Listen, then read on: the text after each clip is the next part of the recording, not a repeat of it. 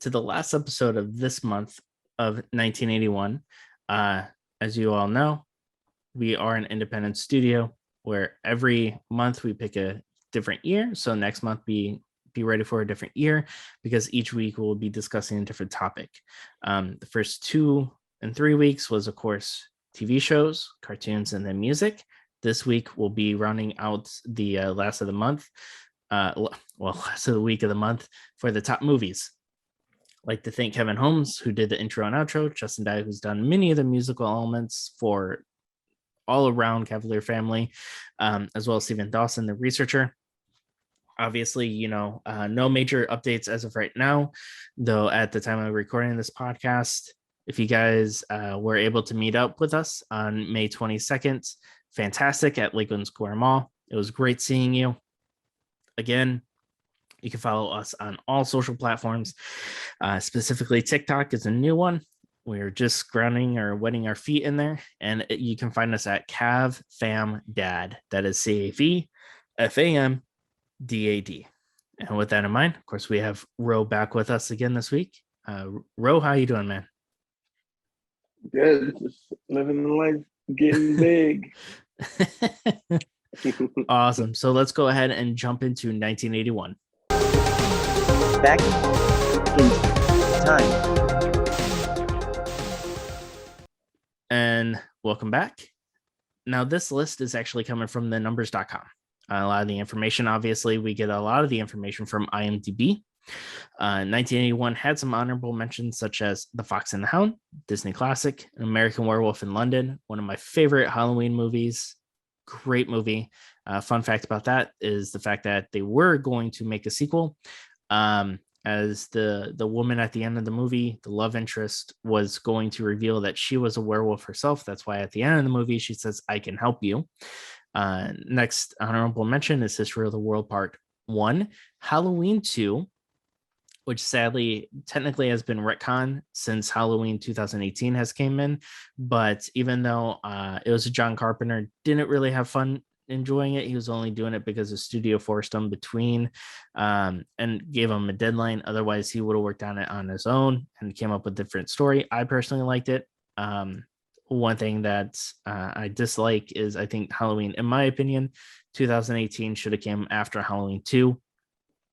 But leave a comment below. Let us know what you think. Friday the 13th Part 2, which is actually the first appearance of Jason Voorhees as Friday the 13th #1. When that came out, it was not Jason as the killer. It was actually his mother. And if you were saying, whoa, spoiler alert, we're talking about 1980s. You had a few decades to catch up. That's your own damn fault. And then finally, it's Star Wars Episode 5, The Empire Strikes Back.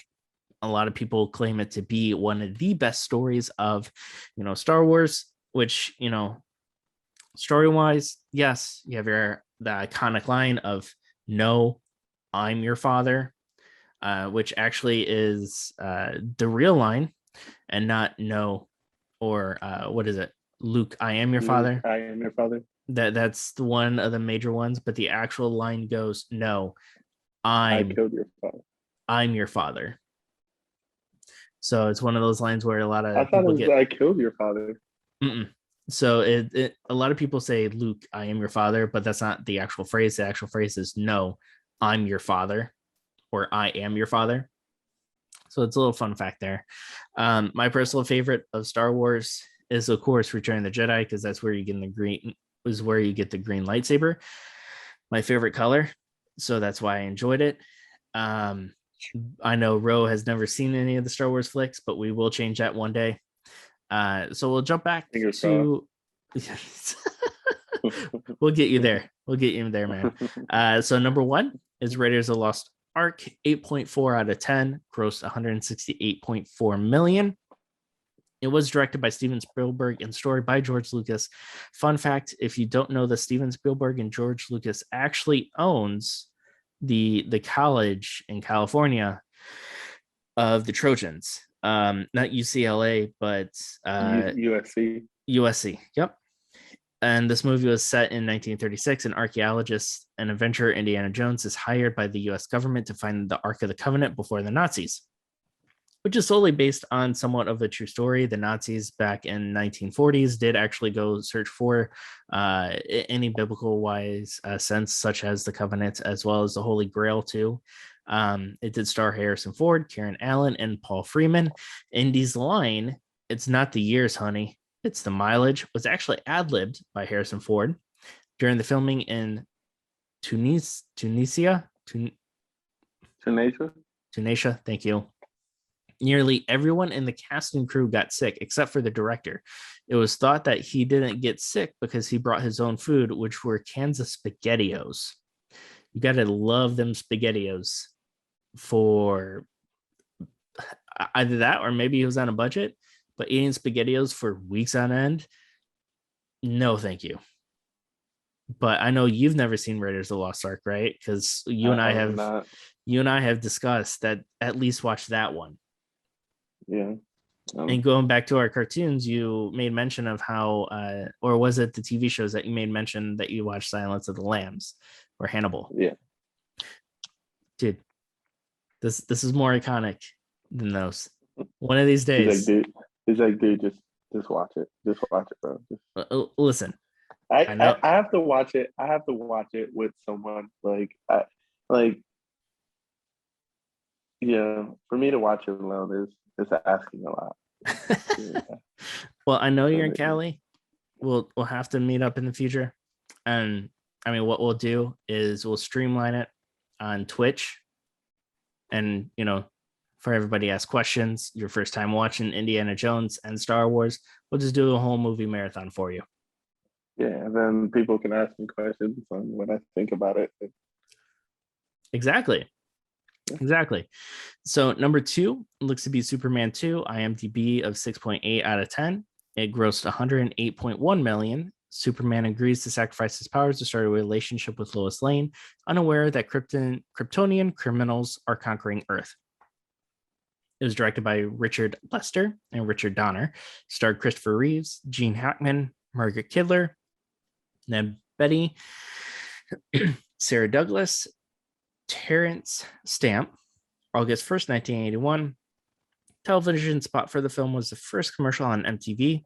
The scene when Lex Luthor escapes from the prison yard actually inspired by true events because 3 IRA prisoners escaped from Mountjoy Prison when a helicopter lifted them out of the yard. Have you seen any of the old Superman movies? No, I haven't. But that's pretty epic. Like, I'm not gonna lie, that's pretty epic. Right? Could you imagine being the guys who ended up having to go back? No, or like just watching three prisoners escape with a helicopter. Like the only thing that you see on TV, like, or in movies. Yeah, like it's like what has to be going through your mind? Like, what were the guards thinking? Like, do we shoot this helicopter down, and like as the propellers going? Yeah, like what's a lot of questions there, kind of similar to the Smurfs, yeah, right? Exactly. A lot of questions. Number 3 was looks this an inside job? Like an inside job by the actor who's playing Lex Luthor. Right. Number 3 looks to be 9 to 5. It grossed 6.9 out of 10. As far as scored goes, it did gross 96.4 million. It's about 3 female employees of a sexist, egotistical, lying, hypocritical bigot find a way to turn the tables on him. It starred Jane Fonda, Lily Tomlin, and Dolly Parton. It was the first female-dominated film to gross $100 million. A sequel was actually planned through the 1980s, but no storyline was settled on, and the plans were canceled, which personally I did see. I think it was either our first episode or second episode of this podcast where we did Sell Me a Movie, and I picked this one and I watched it with my wife. And actually, it was a really good movie. I enjoyed it. It was really funny. And it's exactly what it described. This guy was, head guy at a major corporation. He was a jerk. He was sexist, egotistical. And he used the secretary, who was played by Dolly Parton, as like a sex object, really. And Dolly Parton didn't want anything to do with him. So, they've tried to find a way on how they can basically play him at his own game, and it was funny. Even for the time period, it was great. And the spark of working 9 to 5, that song is iconic all on its own. I know that's probably not a movie that you've seen, right? Yeah. Definitely not. I think I know I enjoyed it. My wife would enjoy it. I think after knowing you for a few decades, about a decade or so, you would actually find this movie kind of humorous in some cases. I might give it a shot. I'll add it on my list Yeah, because of movies that on the movie list that we're gonna watch, right? that I have to watch. Well, number 4 is Stripes, scored 6.8 out of 10. It did gross 85.3 million. It's about two friends who are dissatisfied with their jobs decide to join the army for fun. It starred Bill Murray, John Candy, and Harold Ramis. The cast No one ever. Huh? Says no one ever. Oh, let's join the army for fun. It was the cast improvised all the dialogue where they sit around and tell their backstories. The last fun fact is Bill Murray and Sean Young didn't actually get along, which is kind of interesting. So what, you don't think that people join the military for fun? No. I mean, I don't know. I would think maybe not the Marine Corps. Maybe the Air Force. I don't know, man. Some guys and some women out there just love to get their ass kicked, though, because it kind of makes them feel, like empowered or more satisfied for when they come over obstacles and see a therapist. They need to see a therapist. if you join an organization just to get your ass kicked, you need it. You got some real kinks going on there. Okay, so then what do you feel about UFC and stuff? I'm pretty sure they don't join UFC to get their ass kicked. I mean, they're joining to kick the ass. To kick somebody's ass. Like that just comes with the territory. Like, but to say I joined the UFC, just to get my ass kicked. Like, perfect. Yeah. I didn't come in and win. I just, came in and get my ass. Dude, you could have did that. You could have walked outside and got that done for free. Hey, I joined the UFC because I wanted to get punched in the face a couple of times, maybe get choked out like a Smurf and turn yellow, and Yeah, I don't think you'd make it very far. No, maybe a broken leg or a dislocated shoulder every time and from time to time, but it comes with the territory. You just got to love what you do, and by loving what you do, I mean I don't mind going to the doctors whenever my nose breaks. So yeah, but I don't think you'd make it on TV if you're losing all your matches. CM Punk did. But he started off as a wrestler, so I guess which, I mean, to give CM Punk his own, he did try it out. Of course, credit is credit due. He did try it, and you never know when you try. I mean, Brock Lesnar, not everybody's a Brock Lesnar who goes in and just not because he was a fucking beast. What do you mean? Like, yeah, exactly. He was multi-talented. Like, he played football. Like, he wrestled. Like, he was multi-talented. Wasn't he an Olympian too? I think so. I think he was like an Olympian. Then he went into wrestling. Then he tried football, but football didn't work, so he tried UFC. Dominated UFC, and then went back to wrestling.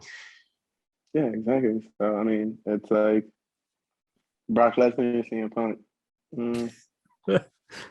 right? Like, that's like Kimbo Slice. Like, he was fighting out in the streets, and then went to UFC. Yeah, well, I mean, Kimbo did do. He was dominant in those Backstreet brawls. Yeah, but then UFC, it's a whole different. It's a whole different beast.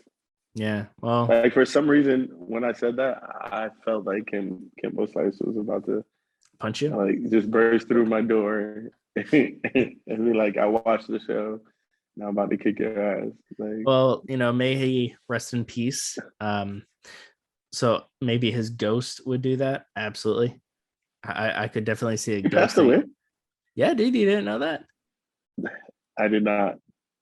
Yeah, I'm bro. sorry, Like, ladies and gentlemen. I did not know that. yeah, dude, he like I passed truly did not. away. Like, what was it, like a year or two ago?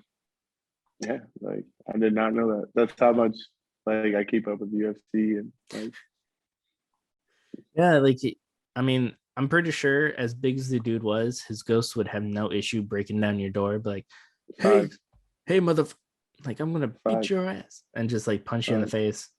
I'm scared tonight. I'm scared now. Either that or you may have a cuddle session depending on how he feels. You just never know. No. Thank you. So number 5 is actually Arthur. He grows 6.9 out of 10, IMDb of 75.3 million. Alcoholic billionaire must marry a woman he does not love, or he will be cut from his fortune. Directed by Steve Gordon, starred Dudley Moore, Lisa Minnelli, and John Gielgud. According to his widow, John Belushi was actually offered the role of Arthur, but turned it down, fearing typecasting. Carrie Fisher and Deborah Winger turned down the role of Linda Marola. I've actually never heard of it until we went over the list. I mean, I don't know anything of it. Unlike Indiana Jones, 9 to 5, Superman, the last two I just don't know anything about. I don't know. And Yeah. I've never seen Indiana Jones, but I know some stuff about it. Like Yeah, right. I mean, yeah, like Superman, like, but the other ones just the blur. yeah, exactly. Because some of these movies, like how, for example, you've never seen Raiders of the Lost Ark, but it's so iconic that you know stuff from it. Yeah, I at Superman, least know about. like Yeah. you may have never seen the movies. I've never seen the movies of Superman, but I know stuff from it. 9 to 5, Mhm.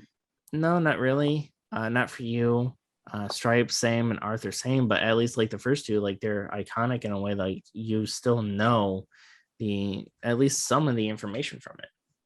Yeah, it's like Arby's. Like who eats at Arby's, but then it's like who's watching these movies? Like for it to make 75. Yeah, man, I like Arby's. I like Arby's. I mean, they have So the you're meats. pause.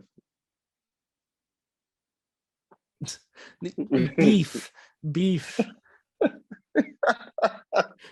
Nah, but I'm saying like I don't know. Like there's some movies and then like some places like Kmart only has two. I just found out Kmart has only like 2 stores left in the entire country. Oh, see, that's something I didn't know. I thought they were completely gone. No. And then like I seen a Sears. Just the building though. And it still had like Sears on top of it had the Sears sign still on the dam. And I'm like, yo, Sears been shut down forever. Like, why is the sign even still up on at the mall? So that's interesting. Yeah, I know Kmart and like Sears and stuff, that's long gone out of this area. Long John Silver's, that's over here. like who's keeping them afloat? Like these are the questions. But also, who would eat, coming from a guy who ate sushi from 7-Eleven, who would eat seafood in the fast food? Yeah. And again, it's coming from a guy who ate sushi from 7-Eleven. I mean, I've never had Red Lobster. I mean, but that's fine. That's not sushi from 7-Eleven. At least that's, true. you have standards. Even if you've never eaten there, like you would still try it. Yeah, like, but it's like one of those things. Like, who watched these? Like, who watched these? That's true.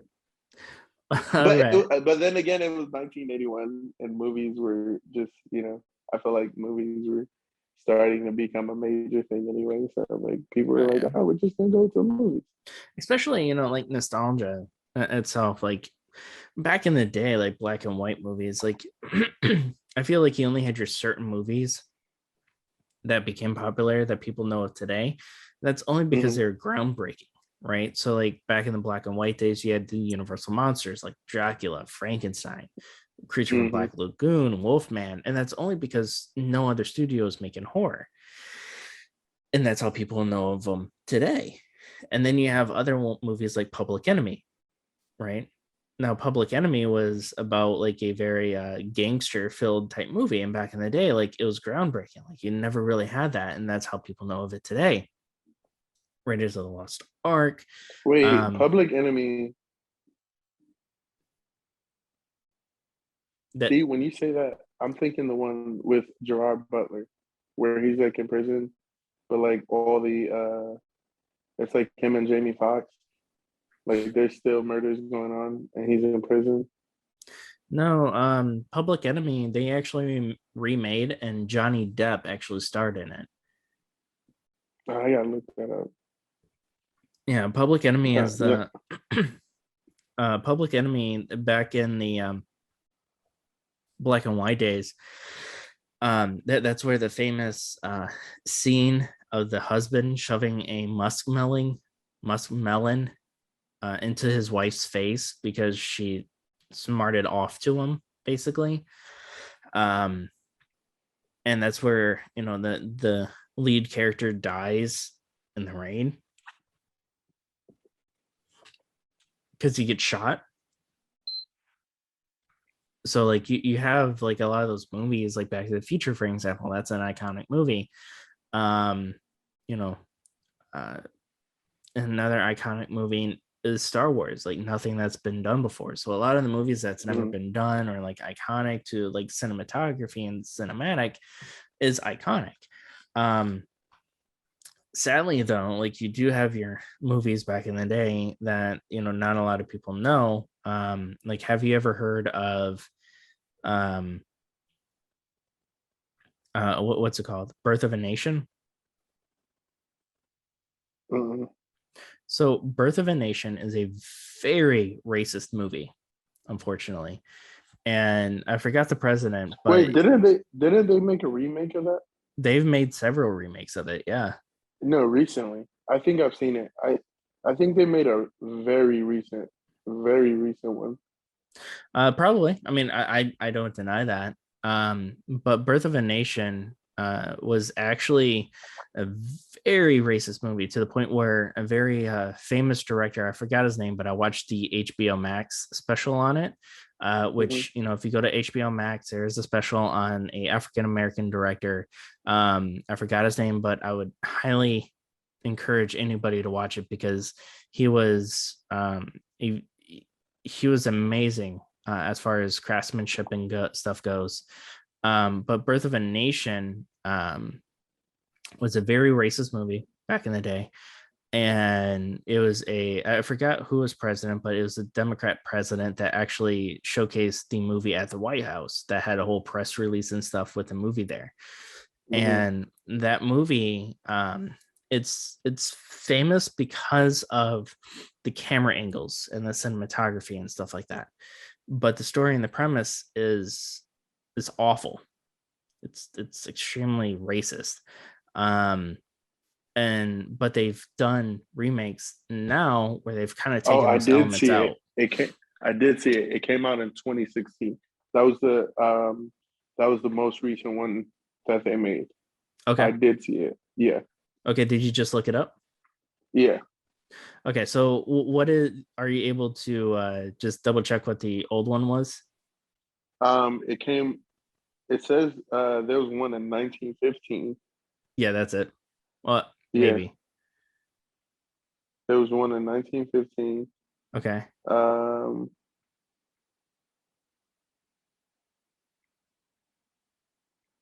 Yeah, because that movie's yeah, good. but it's just a whole bunch of clips. Um, It was like Spike Lee on Birth of a Nation's horrific social effects.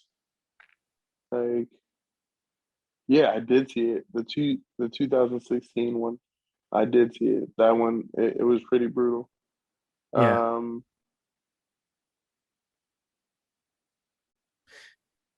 Yeah, and see like that movie, look at how many remakes it's had. So like as far as movies go, like oh, it was 1983. was another remake. Mm-hmm. Okay. Where So I that's what it's showing. okay, so yeah, there's been like numerous remakes specifically to Mm-hmm. that movie, and it's because like it was iconic back in the day because of the camera angles and the cinematography, but the story was horrible.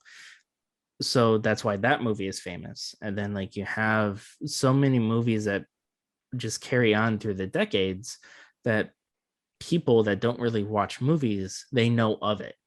Like you can ask anybody what Star Wars is, like you for an example Oh that's yeah, never seen Star Wars, but you know lines from it, you know scenes from yeah. it It's because iconic, of course. it's iconic, exactly. Mm-hmm. um so yeah, it's just one of those things where like we may not know some of these movies, but at the same time though, it's like all about education. And I know, kind of went on a tangent again, seems to be my thing. Should just get a shirt to be sold in the stores, which by the way, you could support us by checking out that link below to go to our store, buy a shirt, buy whatever you can, because that profit and stuff actually helps fuel being able to pay for this, being able to pay for many other things that we actually do as far as Cavalier family, as well as, if you want to support, if you don't like me, but you like Roe, that's completely understandable, because I like him better than I like myself. So there you go. Just go ahead and, show your support that way. Because if you buy a shirt, then it helps be able to help him out in his own channel, his own show as well. And with that in mind, websites down below, link down below. Also use code at this time, Cav Mom or Cav Dad, because what that does is that provides you guys with a 35% discount on any of the merchandise in the store. It's only a limited time special offer. And again, we may not get any profit from it, but if you guys buy a shirt and use that, it helps us out greatly, just only because of the fact that it just supports us. And with that in mind, can't thank you guys enough for listening to the show, and be on the lookout for next week as we discuss all things entertainment. Have a good night.